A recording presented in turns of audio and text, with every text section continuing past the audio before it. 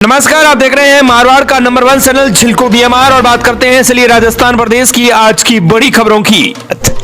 बड़ी खबर, बूंदी में खरीफ फसलों के लिए विशेष अभियान। 29 मई से 90 गांवों में लगेंगे कृषि शिविर।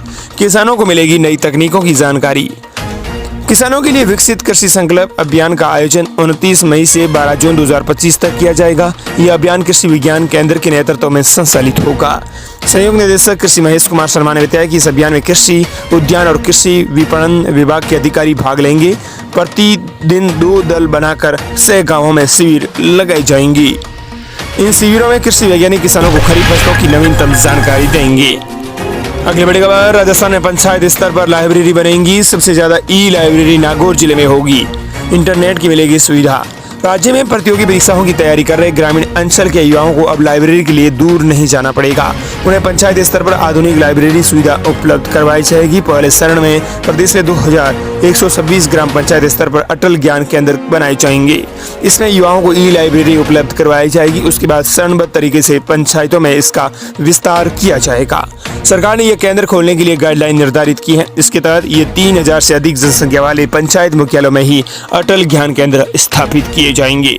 इस योजना के तहत ई पुस्तकों के साथ विभिन्न भाषाओं के पत्र पत्रिकाओं, इंटरनेट की सुविधा उपलब्ध रहेंगी।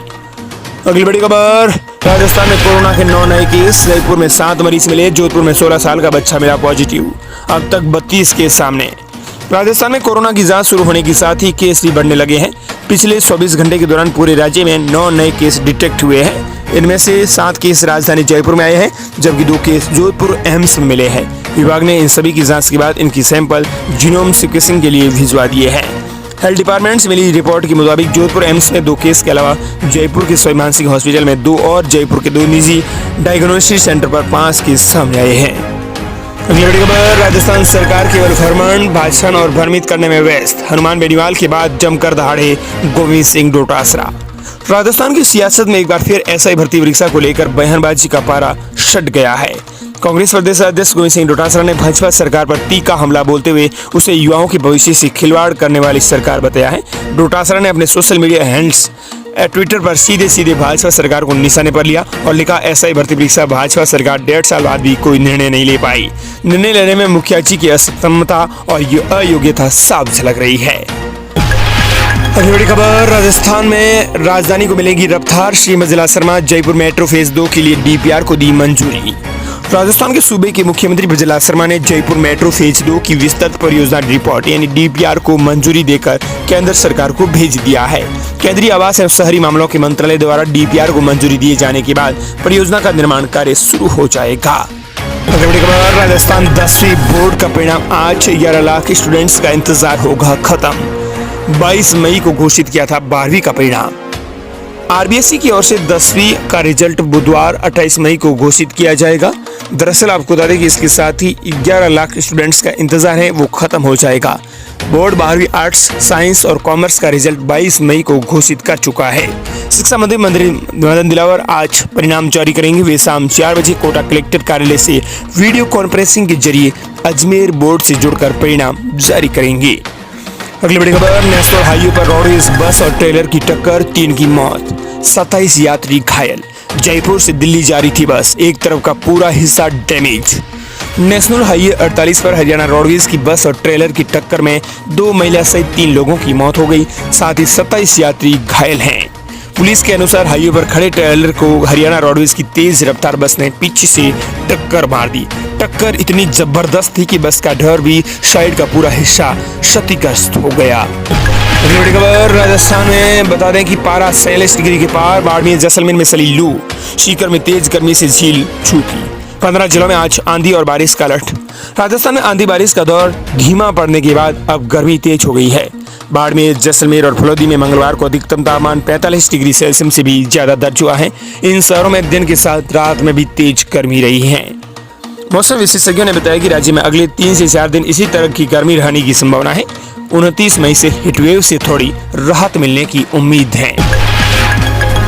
बड़ी खबर, जयपुर में बीजेपी पदाधिकारियों के साथ बैठक लेंगे जेपी नड्डा। अहिल्याबाई होलकर जयंती समारोह में होंगी शामिल।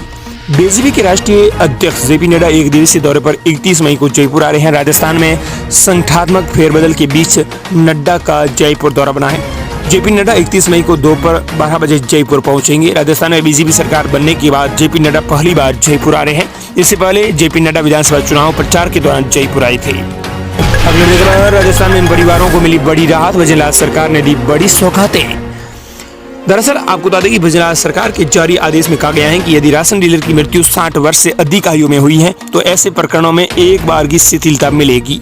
आश्रित की आयु सीमा में छूट दी गई है, जैसे कि अगर आश्रित की आयु 21 वर्ष के स्थान पर 18 वर्ष की गई है, वहीं पहले 3 महीने की समय सीमा समाप्त हो चुकी है, तो अब आगामी 3 महीने में आवेदन किया जा सकेगा। बता दें कि अधिक जानकारी के लिए अनुकंपा आवंटन के लिए डीलर की विधवा के आवेदन की स्थिति में शैक्षणिक योग्यता 10वीं के स्थान पर 8वीं निर्धारित की गई है। राजस्थान से इस वक्त की बड़ी खबर है जो कई परिवारों को राहत देने का काम करेगी। अगली बड़ी खबर, राजस्थान में समय से पहले हो सकती है मानसून की एंट्री, 15 जिलों में आंधी और तूफान का alert. Somali jet low level wind stream के प्रभाव से इस बार दक्षिणी पश्चिमी मानसून तेजी से आगे बढ़ रहा है। मौसम वैज्ञानिकों के अनुसार राजस्थान में मानसून की ऑनसेट तिथि 20 जून निर्धारित की गई थी, लेकिन मौजूदा समय में ये अपने तय शेड्यूल से करीब 15 दिन पहले चल रहा है। जिस रफ्तार से आगे बढ़ रहा है, राजस्थान में ये जून के पहले सप्ताह तक प्रवेश कर सकता है। वहीं अगली बड़ी खबर, राजस्थान में पहली बार होगा यह नया काम, भजनलाल सरकार चलते फिरते स्कूल से करेंगी बच्चों को शिक्षित। राजस्थान प्रदेश में सरकार 100 से अधिक चलते फिरते स्कूल शुरू करने जा रही है। प्रदेश में शुरू होने जा रहे इन स्कूलों में एक सामान्य स्कूल की तरह सरकार द्वारा सभी सुविधाएं उपलब्ध करवाई जाएगी। स्कूलों में बच्चों को आधुनिक माध्यम से शिक्षा दी जाएगी, जिसमें कंप्यूटर, LCD आदि के माध्यम से पढ़ाया जाएगा। राजस्थान प्रदेश में सरकार 100 से अधिक चलते फिरते स्कूल शुरू करने जा रही है। प्रदेश में शुरू होने जा रहे इन स्कूलों में एक सामान्य स्कूल की तरह सरकार द्वारा सभी सुविधाएं उपलब्ध करवाई जाएगी। स्कूल में बच्चों को आधुनिक माध्यम से शिक्षा दी जाएगी। अगली बड़ी खबर, 100 से ज्यादा अवैध कॉलोनियों पर चलेगा आज भजनलाल सरकार का बुलडोजर, भूमाफियाओं पर होगी सख्त कार्रवाई। सरकारी जमीन पर ही काट दी थी कॉलोनियां। शहर और आसपास क्षेत्र में बिना लेआउट अनुमोदन और रेरा की अनुमति के बिना कॉलोनियां काटी जा रही है। ऐसे में GDA की ओर से ऐसी कॉलोनियों का चिन्हीकरण किया गया है। अब इन कॉलोनियों के खिलाफ कार्रवाई शुरू कर दी गई है। दरअसल आज बता दें कि 100 से ज्यादा अवैध कॉलोनियों पर भजनलाल सरकार का बुलडोजर चलेगा। अगली बड़ी खबर, भजनलाल सरकार को राजस्थान हाईकोर्ट से मिला बड़ा झटका, प्रस्तावित ग्राम पंचायतों की अधिसूचना पर लगी रोक। राजस्थान हाईकोर्ट ने राज्य सरकार को निर्देश दिए हैं कि प्रस्तावित ग्राम पंचायतों के गठन को तब तक अधिसूचित नहीं किया जाए जब तक कि याचिकाकर्ताओं की आपत्तियों को लेकर उच्च स्तरीय समिति के निर्णय को कोर्ट के विचारार्थ प्रस्तुत नहीं कर दिया जाता। अगली सुनवाई आपको बता दें कि कोर्ट के अंदर इस संबंध में 7 जुलाई की होगी। अगली बड़ी खबर, पाकिस्तान बोला PM मोदी का बयान नफरत फैलाने वाला। मोदी ने कल कहा था अपनी रोटी खाओ वरना मेरी गोली तो है ही। पाकिस्तान ने भारत के प्रधानमंत्री नरेंद्र मोदी के हालिया बयान का ऐतराज जताया है। पाकिस्तान विदेश मंत्रालय ने बयान जारी कर कहा कि PM मोदी ने जिस तरह से हिंसा की बात की वो एक न्यूक्लियर ताकत रखने वाले देश के नेता को शोभा नहीं देता है। अगली बड़ी खबर, महेश जोशी की कोर्ट में दलील। दरअसल महेश जोशी ने सरकार कहा कि सरकार बदलते ही मुझे फंसाया गया। का बेटे की कंपनी ने 50 लाख का लोन लेकर वापस कर दिया तो ED ने 1 साल बाद समन भेजा। पूर्व मंत्री महेश जोशी की जमानत याचिका पर मंगलवार को प्रवर्तन निदेशालय यानी ED मामलों की विशेष अदालत में सुनवाई अधूरी रही। महेश जोशी की ओर से वकील ने बताया कि ACB के जिस मामले के आधार पर ED ने प्राथमिकता दर्ज की है उस FIR में महेश जोशी का नाम तक नहीं था। महेश जोशी की कोर्ट में दलील, सरकार बदलते ही मुझे फंसाया जा रहा है।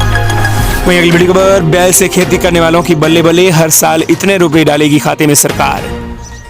आजकल खेती का पूरा काम ट्रैक्टर करता है, याद होगा ना। राजस्थान सरकार ने प्रदेश के लघु और सीमांत किसानों को बैलों से खेती करने पर प्रोत्साहन के लिए 30,000 रुपए प्रति वर्ष देने की बड़ी घोषणा की है। ऐसे में किसान फिर से खेतों में बैलों से भूमि की जुताई करते हुए नजर आएंगे। बैलों को गर्दन में बंदी घंटी से निकलने वाले मधुर स्वर और सांस की बेला में फिर से सुनाई दे सकते हैं। बहरहाल जिस तेज गति से बैलों की शया घंटी है उससे आशंका गहराने लगी थी कि संत वर्षों बाद किसानों का पालनहार समझा जाने वाला ये मुख्य प्राणी कई इतिहास की धुंध में न खो जाए। लेकिन राज्य सरकार की बजट घोषणा इस पहचान को फिर से जीवित कर सकेगी। और दोस्तों, इस प्रकार ये थी राजस्थान प्रदेश की आज की बड़ी खबरें।